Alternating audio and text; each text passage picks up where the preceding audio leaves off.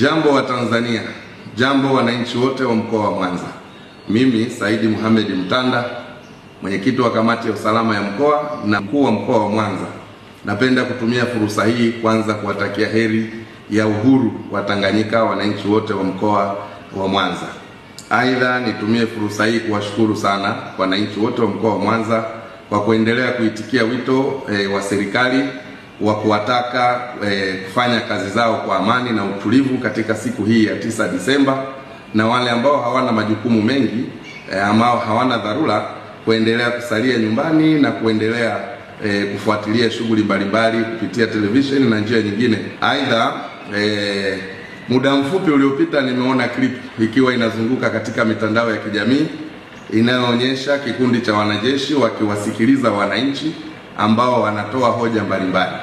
Nataka niwahakikishie wananchi wa mkoa wa Mwanza, kwanza waondoe hofu, lakini pili, nikiwa mwenyekiti wa kamati ya usalama na wahakikishieni kwamba klipu hiyo ni klipu ambayo ilirekodiwa tarehe 31 Oktoba baada ya kutangazwa kwa matokeo ya uchaguzi mkuu wa tarehe 29 Oktoba.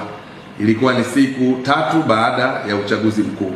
Kwa hivi sasa na kwa hivi leo, na hapa ninapozungumza nikiwa katika ofisi ya mkuu wa mkoa, saa 6:18 vyombo vyetu vya usalama vimenihakikishia, na mimi mwenyewe nimejiridhisha. Nimepita maeneo na mitaa mbalimbali nikiangalia baadhi ya wananchi wachache wakiendelea na shughuli zao, lakini hakuna mkusanyiko wowote unaoendelea na wala hakuna taharuki yoyote katika mji wetu wa Mwanza.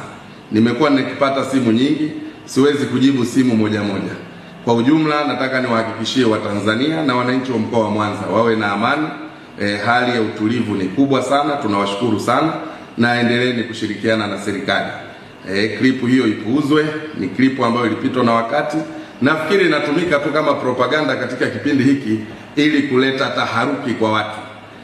Lakini hadi hivi sasa saa 6:19 ninapotoa taarifa hii nikiwa katika ofisi yangu ya mkuu wa mkoa wa Mwanza.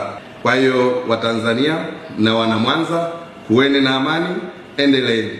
Nimetoka pale soko la samaki, nimenunua samaki, naendelea na shughuli zangu, na sasa naendelea katika maeneo mengine kuangalia hali ya usalama na kuangalia shughuli mbalimbali za wananchi zinavyoendelea. Asanteni sana.